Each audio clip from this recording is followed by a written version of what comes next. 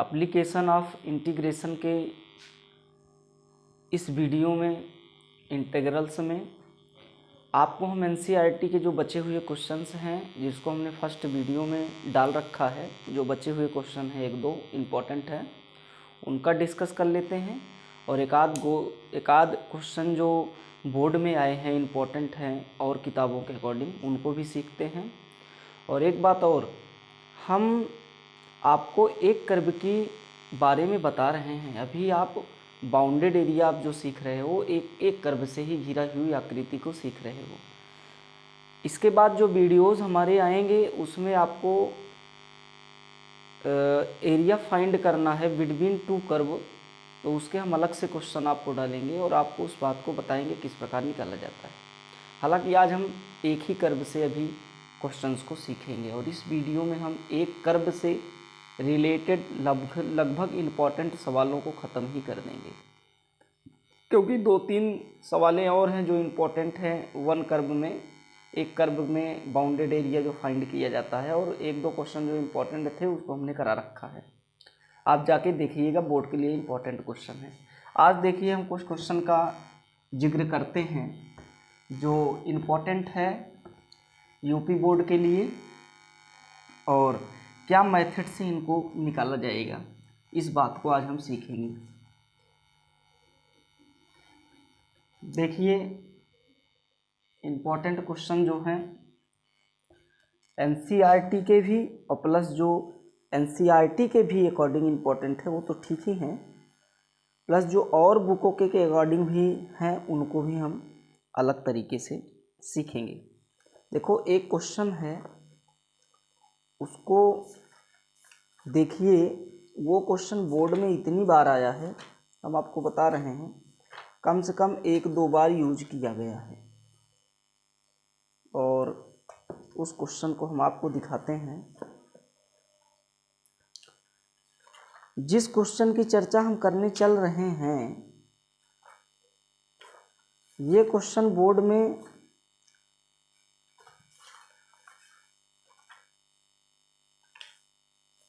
आया हुआ है 2002 में।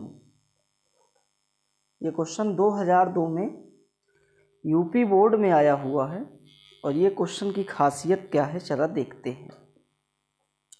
देखिए क्वेश्चन क्या है, करा फाइंड द एरिया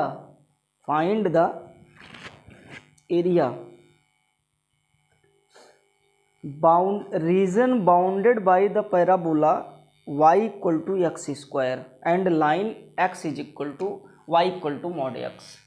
मतलब दो इक्वेशन आपके पास हैं, एक पैराबोला का इक्वेशन है y equal to x square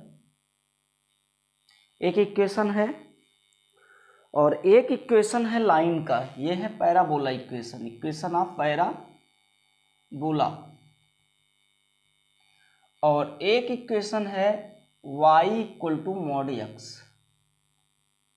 ये दो आपके इक्वेशंस हैं। इन दोनों इक्वेशंस का यूज करके या इन दोनों इक्वेशन से बाउंडेड एरिया जो हमको निकालनी है ग्राफ में, इस बात की चर्चा करनी है। अब आप कहोगे कि मॉड x का ग्राफ कैसे बनता है, इस बात की चर्चा कर लें, है कि नहीं, क्योंकि मॉड x का ग्राफ आपके लिए इम्पोर्टेंट ग्राफ है। अगर आप मॉड x के ग्राफ से नहीं बना पाएंगे तो उस बात से आप दिक्कत में आ जाएंगे और उस चीज़ को समझ नहीं पाएंगे कि जो चीज़ आपको समझना रहता है। देखिए आप जरा मॉड x के ग्राफ कैसे बनते हैं। जब कोई भी चीज़ मॉड के अंदर दी रहती है ना, उसको इस प्रकार बनाया जाता है। इसमें देखोगे ना तो ये लिखा है y इक्वल टू मॉड के अंदर x माइनस 0 फिर या x प्लस 0, ऐसा कह सकते हैं इसको। इस x के अंदर हम ये कह सकते हैं क्या कि x के प्लस 0 है या फिर x के साथ माइनस 0 है। इस बात को हम इन दो तरीकों से समझेंगे, y इक्वल टू मॉड के अंदर x माइनस 0 या फिर y इक्वल टू मॉड के अंदर x प्लस 0। बात दोनों सेम है, दोनों का आंसर मॉड x से आएगा। लेकिन बात ये है, जरा आप समझिए, हम जो अंदर की बात होती है ना उसको 0 के बराबर कर लेते हैं। जब मॉड एक्स का ग्राफ जिस कंडीशन में बनाने की कोशिश करते हैं उसमें हम इसको जीरो के बराबर कर लेते हैं। किसको? x माइनस जीरो को हम जीरो के बराबर कर लिए। तो यक्स बराबर कितना आया? जीरो आया। आया कि नहीं आया? यक्स जीरो आया तो यक्स का मतलब जीरो यहाँ रखेंगे तो वाई भी जीरो आएगा। इसका मतलब जीरो कॉमा जीरो। समझ आई बात? या फिर ऐसे समझिए x का मान जीरो आया क्या रखने पर? x माइनस जीरो रखने पर जीरो के बराबर, और x प्लस जीरो को रखने पर जीरो के बराबर, तब भी आपका x बराबर जीरो आया। इसका मतलब कहीं ना कहीं x का जो मॉड x का ग्राफ बनेगा वो x बराबर जीरो से ही बनेगा। और x बराबर जीरो होता कहाँ है? तो आप कहोगे कि ऐसा ग्राफ रहेगा, ऐसा करके ये आपका एक ग्राफ है, यहाँ पे x भी जीरो y भी जीरो, और ये कैसा बढ़ता जाएगा? x का मान जीरो है, मतलब जीरो से स्टार्टिंग होगा और कहाँ तक जाएगा? आगे आपका बढ़ता हुआ चला जाएगा, बढ़ता हुआ जाएगा। मतलब x के दो मॉड x के दो आंसर्स होते हैं, एक का नाम पॉजिटिव x है और एक का नाम नेगेटिव x है। पॉजिटिव x उन केसों में होता है जिसको बोलते हैं x जब x का मान पॉजिटिव, कब आएगा x का मान? जब x का मान पॉजिटिव आएगा तो आप समझिए x greater than zero equal to zero, ये बात रहेगी। ग्रेटर देन इक्वल जीरो की कहानी में x पॉजिटिव आएगा, और x नेगेटिव कब आएगा? x का मान जीरो से कम होगा, उस केस में नेगेटिव आएगा। इसमें बराबर की कोई लफड़ा नहीं है, इसमें बराबर का भी लफड़ा है। मतलब बराबर का मतलब है x जीरो जब रहेगा तब भी तो वो पॉजिटिव में काउंट होगा, और जीरो से ज़्यादा होगा तो वो पॉजिटिव होगा ही। तो इस बात को आप समझ सकते हो। और उससे कम होगा जीरो से तो वो नेगेटिव वैल्यू पे आएगी। अब आप कहोगे कि x बराबर जीरो हमने फाइंड किया, एक स्थिर बिंदु x बराबर जीरो ले लिया, इसके राइट हैंड साइड, इस साइड सारी वैल्यू पॉजिटिव, इस सारी वैल्यू नेगेटिव, तो x का मान y बराबर पॉजिटिव x इस साइड हो जाएगा और y का मान नेगेटिव x इस साइड हो जाएगा। हो जाएगा कि नहीं हो जाएगा? अब देखो प्रॉपर आपका बढ़ रहा है, यहाँ जीरो था, यहाँ पे एक हुआ, यहाँ पे दो हुआ, यहाँ पे तीन हुआ, यहाँ पे चार हुआ, ऐसे करते करते पॉजिटिव साइड, और इधर इधर आपके नेगेटिव, वैसे ही क्रम में ये नेगेटिव आपके बने। तो ये आपका जो ग्राफ है, इस ग्राफ को बोलते हैं y equal to mod x का ग्राफ, जिसमें जो x का मान पॉजिटिव होगा कब? जब y का मान भी पॉजिटिव हो, तभी तो x पॉजिटिव होगा। y का मान ग्रेटर देन इक्वल जीरो हो तो आप कहोगे कि x पॉजिटिव एरिया में काम कर रहा है, और इसमें y का मान लेस देन जीरो हो तब आप कहोगे कि हाँ y का जो ग्राफ, मतलब y जो वैल्यू दे रहा है वो नेगेटिव x दे रहा है, और वो नेगेटिव की साइड और ये पॉजिटिव की साइड। ये मॉड x का ग्राफ है। अगर हम इसी तरीके से ऐसे कहानी बता दें कि y इक्वल टू मॉड के अंदर x माइनस तीन का ग्राफ बताइए, तो हमने क्या कहा? सबसे पहले इसको जीरो के बराबर लगाएंगे, तो x माइनस तीन इक्वल टू जीरो, तो आप कहोगे x बराबर तीन। x बराबर तीन से स्टार्टिंग होगी पॉजिटिव साइड और नेगेटिव साइड। तो आप ऐसे करिए, एक ग्राफ ऐसे बनाइए, पॉजिटिव तीन कहाँ गया? तो आप कहोगे यहाँ से लेकर के एक दो तीन, यहाँ पे है इस बिंदु पर, इस बिंदु पर x का मान तीन है। तो आप कहोगे यहाँ से पॉजिटिव एरिया, तो यहाँ से पॉजिटिव एरिया ये है और नेगेटिव एरिया ये वाली है। अब आप कहोगे कि इसका मान आप कह सकते हो y का मान एक बार पॉजिटिव आएगा, पॉजिटिव में x माइनस तीन, और एक बार y का मान नेगेटिव में x माइनस तीन। तो आप कहोगे कि इतना पॉजिटिव क्यों चला? क्योंकि इधर तो पूरा पॉजिटिव है, ये पॉजिटिव है, सारे सिस्टम्स इसमें पॉजिटिव रहते हैं, x और y के मान सारे इस फर्स्ट क्वाड्रेंट में पॉजिटिव रहेंगे। तो आप कहोगे कि ठीक है, ग्राफ एक नेगेटिव देता है एक पॉजिटिव देता है, तो यहाँ से यहाँ वाली वैल्यू तो पॉजिटिव चली है, इसके बाद ही तो नेगेटिव चली है। तो आप कहोगे कि क्यों ये इतनी पॉजिटिव चली है? क्यों चली है? क्योंकि यक्स का मान 3 जब तक नहीं आएगा ना तब तक वो 0 पे नहीं पहुंचेगा। इसका मान x का जब 3 आएगा ना तब ये 0 होगा, और 0 के बाद होगा, 0 के बाद चलेगा तब नेगेटिव जाएगा। इसका मतलब ये है कि इसमें यक्स के मान पर कहाँ से कहाँ तक 1, 2 और 0, 1, 2 और 0 रखने पर ये आपका पॉजिटिव वाला ही गुण अप्लाई करेगा। समझ आ रही है बात ना? ये फंक्शन, ये वाली लाइन का नाम है y is equal to minus x minus 3 ये है। तो आप कहोगे कि यक्स का मान कितना तक रखें कि ये पॉजिटिव देगा, भले ये नेगेटिव वाला है लेकिन ये पॉजिटिव वैल्यू देगा। तो आप कहोगे कि x बराबर 0 रख लो ना, x बराबर 1 रख लो, x बराबर 2 रख लो, x बराबर 3 रख लो। चलो रखो एक एक करके, और x बराबर 4 रख लो। देखिए जो रखेंगे फिर देखो कहाँ तक नेगेटिव देता है और कहाँ के बाद नेगेटिव नहीं देता। ठीक है, आप पहले देखो 3 से ज़्यादा तो रखोगे तो 3 माइनस 3 0 हो जाएगा। 3 से ज़्यादा रखोगे तो आप पॉजिटिव वाले एरिया को रख रहे हैं, तो 3 से कम ही रखना है। इधर और बढ़ा लेना, x बराबर -1 रख लेना। अब देखो 3 रखोगे तो 0 होगा, आंसर कितना देगा? 0 देगा। तो y का मान आया 0, क्या रखने पर? 3। 2 रखोगे -1 होगा, और ये 1 कितना हुआ? y का मान 1 हो गया। जब 1 रखोगे तो आप कहोगे कि 1 माइनस 3 -2 और ये वाला माइनस, y बराबर 2 आ जाएगा। कब रखने पर? जब आप x बराबर 1 रखोगे। x बराबर 0 रखोगे तो y का मान 3 आएगा। ठीक है, लेकिन जब y का मान 4 रखोगे तो 4 रखोगे तो -1 दे देगा। 4 रखोगे तो -1 दे देगा।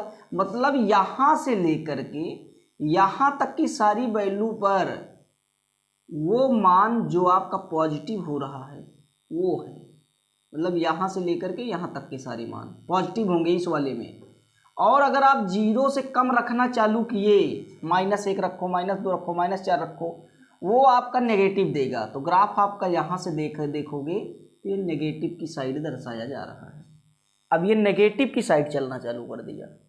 बात हमारी समझ आ रही है ना? हमारी बात समझ आ रही है? अगर हम कह दें y बराबर मॉड के अंदर x + 3 का बनाइए जरा, तो आप इसका ग्राफ ऐसे बनाओगे इस तरीके से, और x + 3 बराबर 0 लोगे तो x का मान कितना आएगा? -3। -3 पे पहले x को ले चलो, तो आप कहोगे यहाँ से चलो -3, 1 2 3 यहाँ पे कहीं होगा, यहाँ से ऐसे जाएगा और यहाँ से ऐसे जाएगा। तो y का ये पॉजिटिव वाला है, y = x + 3 आएगा इसमें, और इसमें आएगा y = -x + 3 आएगा। अब कितने मान के लिए नेगेटिव रहेगा इसमें? 3 से लेकर के 0 तक के मान के लिए, क्योंकि यहाँ पे 3 है, यहाँ पे 2 है, यहाँ पे 1 है, माइनस माइनस माइनस, और यहाँ पे 0। तो इन चारों वैल्यू के लिए ये मान आपका नेगेटिव है, क्योंकि यहाँ से यहाँ तक देखोगे तो ये नेगेटिव में दर्शाया जा रहा है। और फिर जब 0 से अधिक रखने की कोशिश आप करोगे तो ये फिर आपका पॉजिटिव बनता चला जाएगा, और पॉजिटिव बनेगा तो देखो पॉजिटिव की साइड ये निकल गया, ये आपके पॉजिटिव हक बाउंड्री में आ गया और ये नेगेटिव में था। तो इस प्रकार आपके मॉडुलस वाले ग्राफ बनते हैं, और मॉडुलस वाले ग्राफ में आपको समझना है कि कहाँ से कहाँ तक नेगेटिव और कहाँ से कहाँ तक पॉजिटिव वैल्यू देता है। ठीक है, हम अन्य सवालों में और आएगा तो और हम आपको सिखाते चलेंगे। हालांकि हमारा जो चर्चा थी वो y = mod x पर थी। हमने इतनी बात को आपको बताया, आप इन सब बातों को समझिएगा। चलो हम लौटते हैं और अपने ग्राफ पर चलते हैं, जो हमको बनाना है y = mod x का ग्राफ। तो आप देखिए जरा, एक बनाएंगे y = x²। तो y = x² अपर साइड वाला पैराबोला होगा, है कि नहीं? क्योंकि आपका जो अपर वाला होता है वो आपका y इक्वल टू 4ax² और x is equal to 4ay होता है, जो वो राइट हैंड या लेफ्ट हैंड के लिए होता है। तो आप कहोगे कि ये ग्राफ इस तरीके से है, ऐसे करके पैराबोला आपका रहेगा, ऐसे करके सेफ है कि नहीं। और इस पैराबोला का जो नाम है वो नाम है y इक्वल टू x²। चलो बात सेम है, ठीक है। आप मॉड x का ग्राफ बनाइए, तो मॉड x का यहीं से अभी ग्राफ बनाए थे, ऐसे जाएगा एक लाइन और एक लाइन ऐसे जाएगी, दो लाइन जाएगी। इस लाइन का नाम है y equal to positive x और इस लाइन का नाम है y equal to negative x। दो लाइन हो गई। हमको कह रहा है इस इक्वेशन और इस इक्वेशन से बाउंडेड एरिया निकालना है। तो आप कहोगे कि ये वाली लाइन और इस वाले पैराबोला से बाउंडेड एरिया तो यही वाली एरिया है।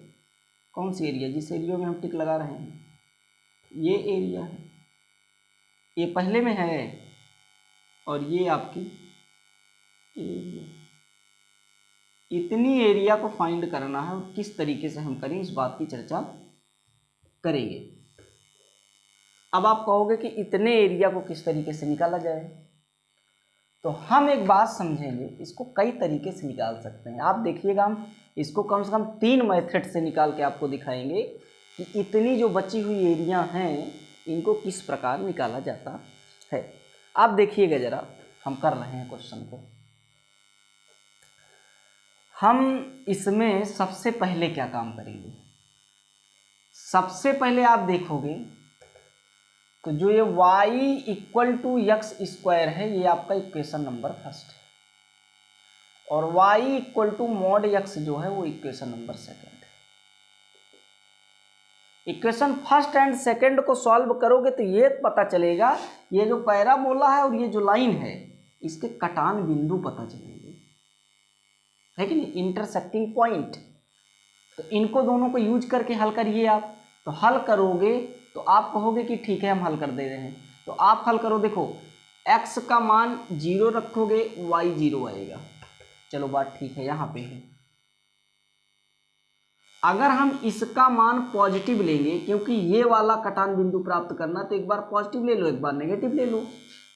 तो वैया के जगह पे x रखेंगे तो ये हो जाएगा x बराबर x² होगा। एक x इधर आया तो x divide by x equal to x से x कैंसिल, कितना आया 1 बराबर x का मान 1 आया। तो y का मान कितना होगा, x का मान 1 आया, इसको उठा के इक्वेशन नंबर फर्स्ट में रखेंगे तो y का मान कितना आएगा, y का मान भी 1 आएगा। आएगा कि नहीं आएगा? तो इसका मतलब ये वाली लाइन और ये वाला पैराबोला, ये वाला पैराबोला और ये वाली लाइंस इस पर कट कर रही है 1,1 पर। इस पे कट कर रही है 1,1 पर। इसी तरीके से अगर हम इस बात को समझें कि -1 ले लें, क्योंकि इसके दो मान पॉजिटिव होंगे ना, एक मान पॉजिटिव x और एक मान नेगेटिव x। तो नेगेटिव x जरा रखो किसके जगह पे, y के जगह पे, तो हो जाएगा -x is equal to x²। हल करोगे तो -1 बराबर x आएगा, तो x का मान एक बार -x आया। तो बताओ x का मान इक्वेशन नंबर इसमें रखेंगे, किसमें, फर्स्ट में, इक्वेशन फर्स्ट में रखेंगे तो ये हो जाएगा 1 का स्क्वायर, y का मान तो 1 का आएगा, तो y का मान 1 आएगा। y का मान 1 आएगा दोनों में, किसमें, इसमें भी 1 आया था, इसमें भी 1 आया, लेकिन इसमें x का मान 1, इसमें x का मान -1। तो इसका मतलब यहाँ पे जो पॉइंट है, यहाँ पे जो पॉइंट है वो पॉइंट आपका है -1,1 ये। तो एक लाइन आप ऐसे दर्शा दो, इस लाइन का नाम आप बता सकते हो ना क्या होगी, ऐसे करके सीधी लाइन बनाइए यहाँ से ये करके। इस लाइन का नाम आप बता सकते हो कितना होगा, तो इस लाइन का नाम होगा, इधर आपका -x आया है तो x बराबर -1, इस लाइन का नाम है। समझ आ रही बात? इस लाइन का नाम आप बता सकते हो कितना होगा, तो आप कहोगे कि x बराबर 1 है कि नहीं। तो ये आपकी इतनी बात हो गई। लेकिन इस लाइन को बनाने से कोई प्रकार की फ़ायदा नहीं है, हालांकि हम बना दे रहे हैं, आप समझिएगा फ़ायदा होगा।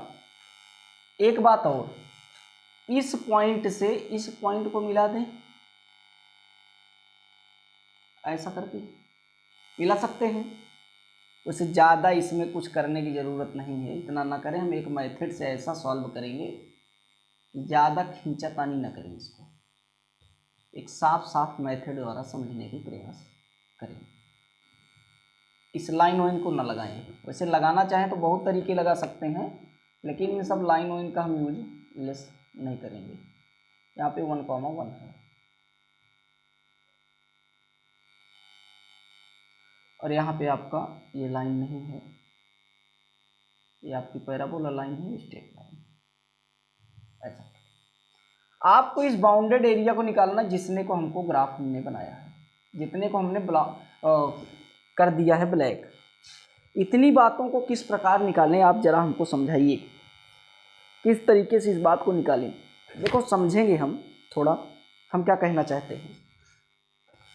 हम कहना चाहते ये हैं कि आपको ये पॉइंट मिल गया है कि नहीं,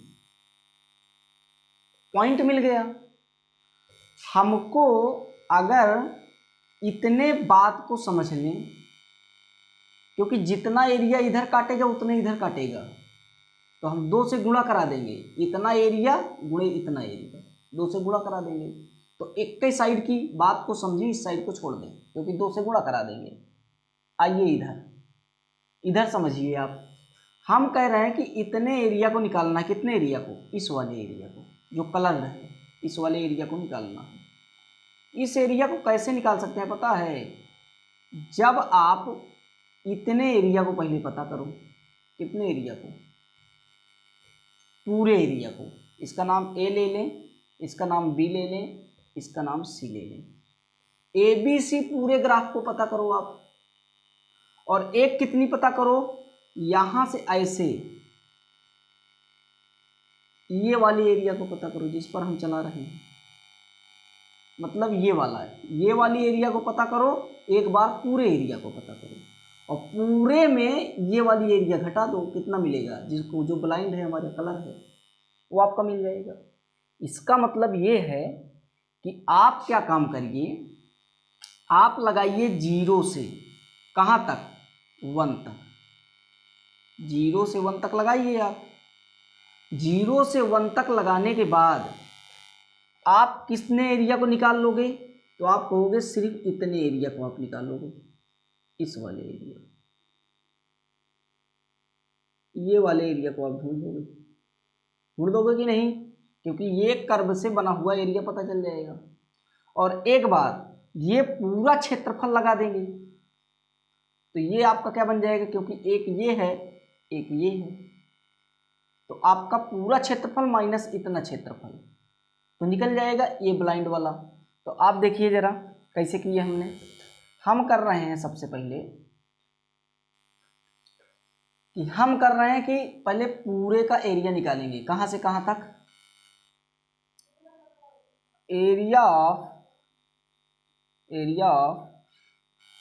निकाल रहे हैं इस वाले का, इस वाले कर्व का। माना कि ये सी जो पॉइंट है, इस वाले का निकाल रहे हैं। इसका हम नाम लिख दे रहे हैं DA1, और इस पूरे एरिया का जिसमें कलर भी है और ये भी है, वो आपका DA2 है।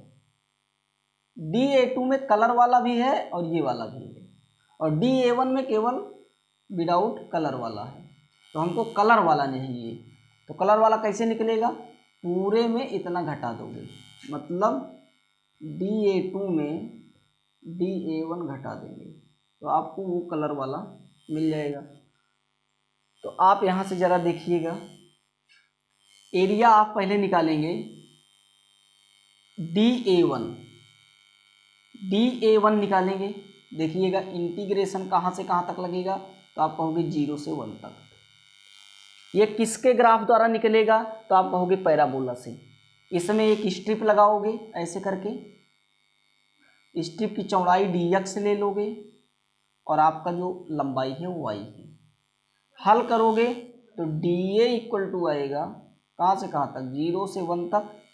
y का मान कितना है, तो आप कहोगे x स्क्वायर, तो x स्क्वायर और dx आंसर आएगा x क्यूब डिवाइड बाई 3, कहाँ से कहाँ तक, 0 से 1 तक। और हल जो आएगा आपका वो आएगा 1/3 माइनस 0 आएगा 1/3। 1/3 कहाँ से कहाँ तक आ गया, तो 1/3 इस पूरे इतने का आ गया, कितने का, इस वाले का, dA1 का, इस वाले का आ गया। अब हम पूरे का निकालेंगे, और पूरे का निकालेंगे क्या, ट्रायंगल का एरिया लगा के। तो आप कहोगे dA2 जो बन रहा है वो आपका ट्रायंगल क्या बन रहा है, ABC बन रहा है। और ट्रायंगल का एरिया कैसे निकलता है, तो 1/2 गुणे आधार गुणे ऊंचाई, बेस इंटू हाइट। तो इसका मतलब हो जाएगा 1/2 गुणे 1 गुणे 1, तो कितना आया, केवल 1/2 आया, 1/2 आया।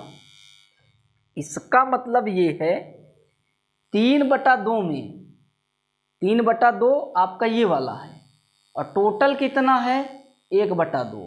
तो 1/2 में 1/3 घटा कितना आया, तो 1/2 में 1/3 घटाओगे तो आपका आया 3 दूना 6, ये हो जाएगा 3 माइनस कितना 2, तो ये आपका हो जाएगा 1/6। मतलब ये है, हमने क्या बताया, हमने कहा कि आपको जो कलर्ड वाली एरिया निकालना है वो ये है, ये जो हमने बना दिया। तो आप कहोगे ठीक है, तो हम यहाँ पे कर दें। हमने दोनों का मान निकाल लिया, dA2 का मान निकाला, dA1 का निकाला। तो हम कह रहे हैं dA2 माइनस dA1 आपका जो आएगा कलर वाली एरिया का मान आएगा, DA का। तो आप कहोगे dA2 कितना है, तो dA2 आधा है, और माइनस 1/3 किसके बराबर, dA के बराबर। तो dA का मान कितना आया, तो dA का मान आया 1/6, तो dA का मान 1/6 आया। अब इतने का मान 1/6 आया, कितने का, इस कलर वाले का, इस कलर वाले का 1/6 आया। तो वही कलर वाला तो ये साइड भी है, ये साइड भी है, तो इस वाले का 1/6 आएगा। तो 1/6 और 1/6, तो चाहे 2 बार गुणा कर लो, इसी में 2 से गुणा करा दें, तो ये हो जाएगा 2 × 1/6, और हल होगा तो कितना आएगा 1/3। तो 1/3 जो हो जाएगा वो स्क्वायर यूनिट आपका आंसर आएगा। ये तो था पहला तरीका, 1/3 आपका आंसर हो जाएगा, ये आंसर है। एक तरीका तो ये था कि इस तरीके से आप निकाल लीजिए, हमने इसमें अलग तरीका लगाया है, आप समझिएगा क्या लगाया है दिमाग। दूसरा तरीका क्या हो सकता है इसको निकालने का, ये तो एक तरीका था कि हमने ठीक है, हमने एक ट्रायंगल का लगाया, ट्रायंगल का पूरा एरिया निकाला, और फिर इसका निकाल लिया, इस खाली शेषफल का, क्षेत्रफल का, खाली वाले का निकाला तो फिर भरा वाला मिल गया। कैसे, पूरे में खाली वाला घटाने पर भरा वाला मिल गया। तो ये बात तो आपको पता चल गया छायांकित भाग का किस तरीके से निकाला हमने। लेकिन एक तरीका और है, उसको बताते हैं टू कर्व्स के मेंशन से जो एरिया निकलता है वो कैसे निकलता है। इतना ज़्यादा टीम टाम करने की ज़रूरत नहीं पड़ेगी कि आप इसका निकालो उसका निकालो। तो आपको जब 2 कर्व का बिटवीन हम एरिया बताएंगे, है ना, find the bounded area between 2 curve, जब हम बात बताएंगे तो उसमें एक फार्मूला बताएंगे कि दोनों ग्राफ के डायरेक्ट मतलब मेंशन से किस प्रकार एरिया निकाला जाता है।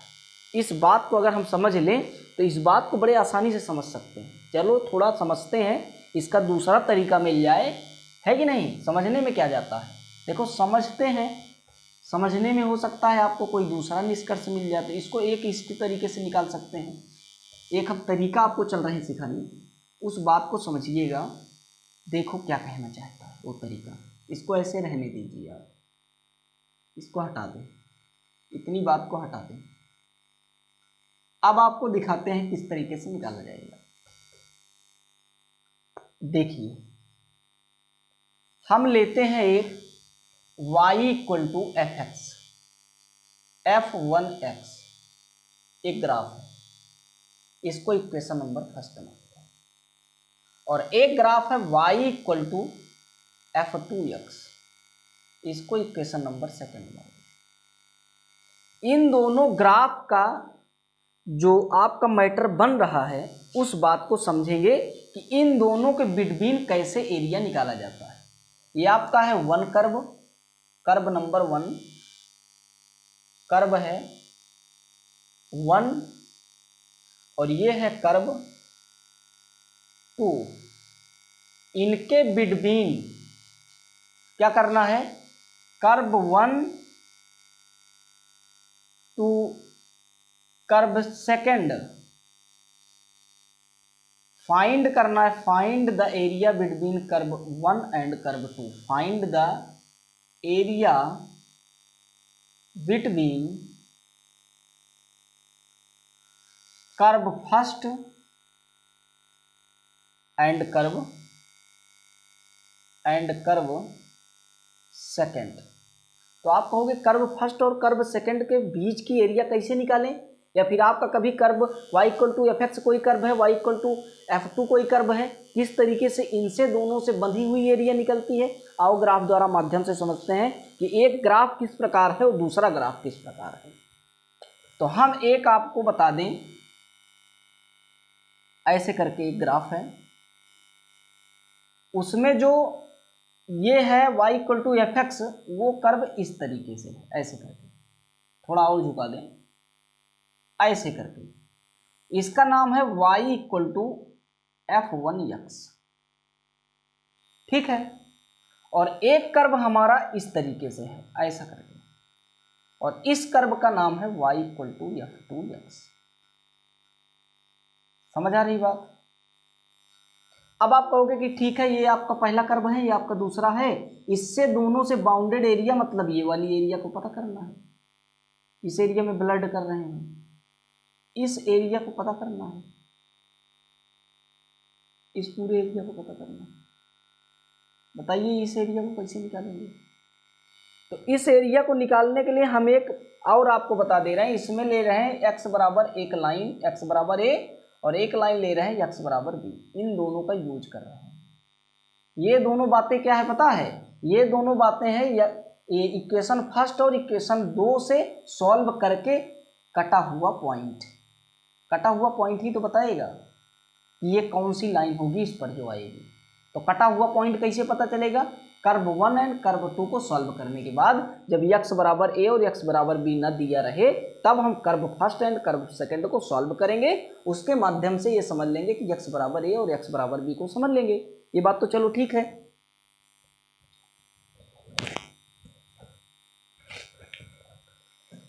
ठीक है, आगे देखिए जरा। हम अभी के लिए मान लेते हैं, अभी के लिए हाल ही में x बराबर a है, और x बराबर कोई a लाइन है, तो इस प्रकार होगी, है कि नहीं। ये लाइन आपकी x बराबर a है, और ये लाइन है आपकी सीधी लाइन x बराबर b। दो लाइनें हैं, x बराबर a और x बराबर b। हम अभी तक ग्राफ कैसे करते थे, अब अभी तक हम एरिया कैसे निकालते थे, अभी तक एरिया हम कैसे निकालते थे, जरा हम आपको याद दिलाएं। ये आपका y एक्सिस है। अभी तक एरिया हम कैसे निकालते थे, मान लो ये वाली लाइन ना होती, सपोज डेट कि y इक्वल टू f2x एक आपका कर्व ना होता, तब हम इतने की एरिया कैसे निकालते। तो आप कहते इतने में सर जी आप एक लगाइए स्ट्रिप, है कि नहीं, एक स्ट्रिप लगा दे थोड़ी चौड़ी सी, इसका मान dx ले लें और लंबाई जो है वो आपकी y है। तो आप कर्व फर्स्ट के लिए बात कर रहे हो, तो आप कर्व फर्स्ट के लिए जो आपका एरिया निकलेगा वो आपका एरिया होगा area curve first, area curve first. तो आप कहोगे कि ये निकलेगा कहां से कहां तक, a से लेकर के b तक, है कि नहीं, y इंटू डी एक्स। ये होगा कि नहीं होगा। और इसको हम थोड़ा और लिखे तो ऐसे लिखेंगे a से b तक y का मान कितना है f1x और dx।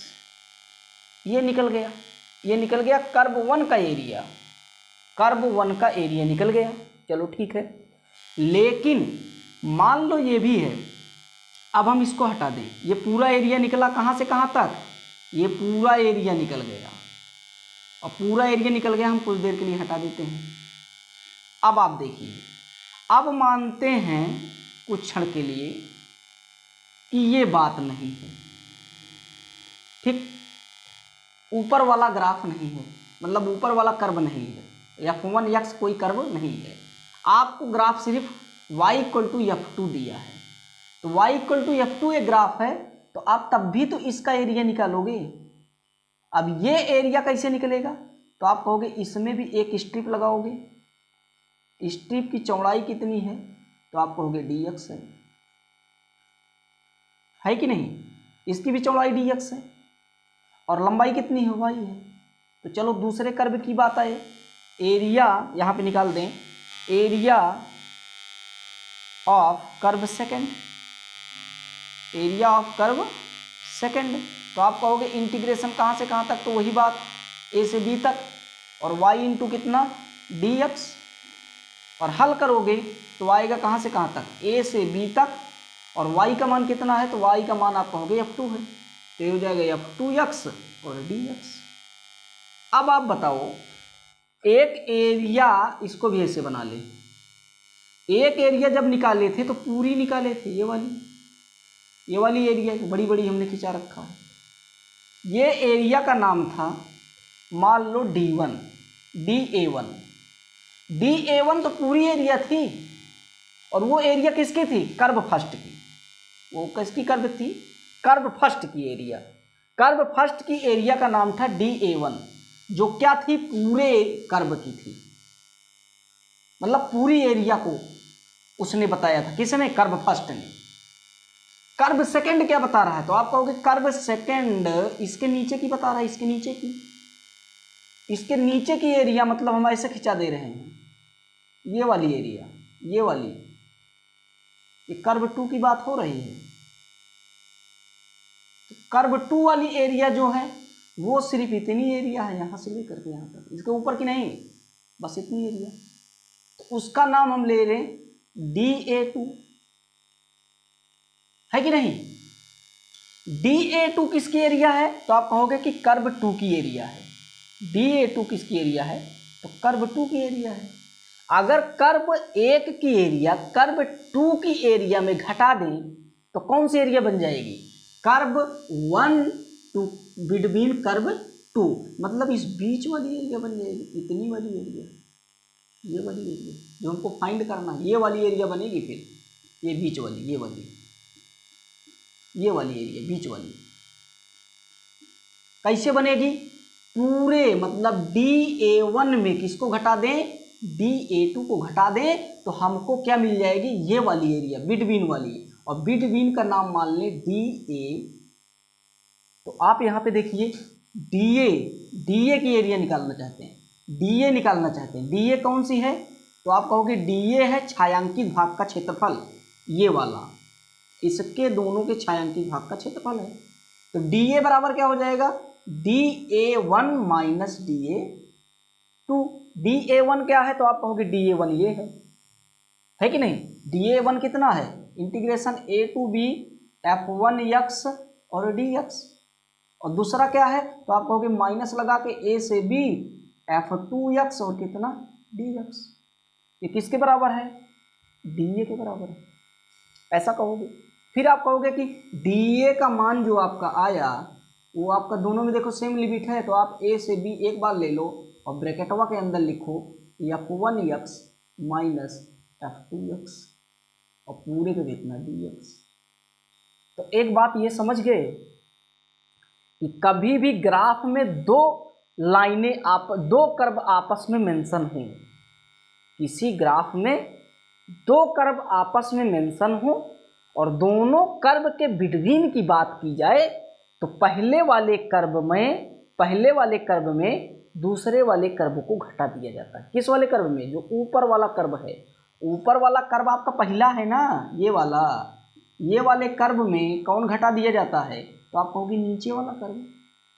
नीचे वाले कर्व को मतलब ऊपर वाले कर्व में नीचे वाला कर्व अगर घटा दें तो ये वाला एरिया मिल जाता है जो टीम टामड़ा करने पर मिलता है, माइनस वाइनस करने पर मिलता है। ये वाला जो हम साफ कर रहे हैं, ये वाला एरिया कैसे मिलेगा, बड़े वाले में छोटा वाला घटाएंगे तो इतना टिटिम्बा कौन करेगा, डायरेक्ट करो ना कि ये बीचों वाला निकले। बीचों वाला कैसे निकलेगा, डायरेक्ट पहले वाले कर्व को दूसरे वाले कर्व में माइनस कर दो बस। अब आप कहोगे कि ये वाला क्वेश्चन बड़ा आसान रहा होगा। देखिए जरा, इसको हम हटा दें और आपको समझाते हैं। देखो ऐसे ही समझ लेते हैं। एक आपकी लाइन ऊपर वाली है, ये वाली लाइन का क्या नाम है, तो आप कहोगे ये वाली लाइन का नाम है y=x। और आप कहोगे ये वाली लाइन का क्या नाम है, ये वाली लाइन जो नीचे जा रही है, ये वाली लाइन का नाम है y=x²।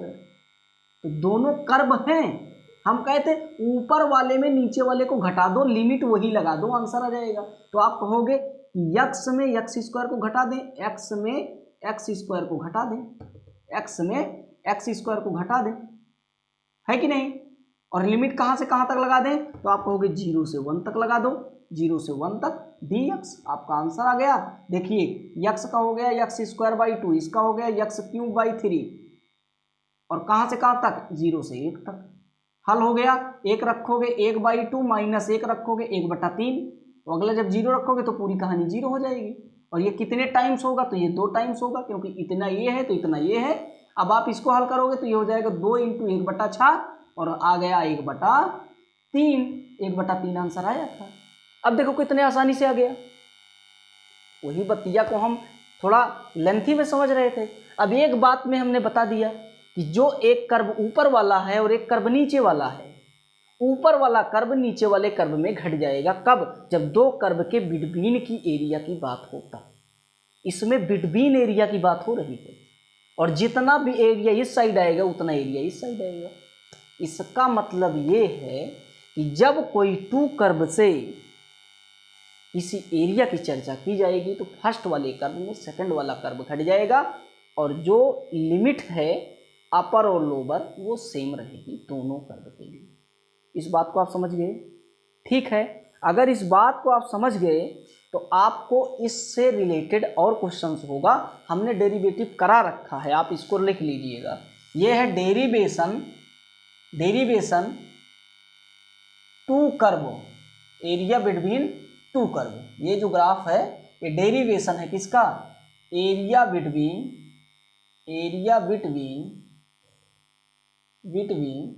टू कर्व, ठीक है। एरिया बिटवीन टू कर्व का ये डेरिवेशन है, और इससे रिलेटेड अभी और आपको सवालें देखने को मिलेगी। हम नेक्स्ट वीडियो में आपको कंप्लीट करेंगे कि और सवालें आपसे बने, ठीक है। आप इस बात को दोहराइए।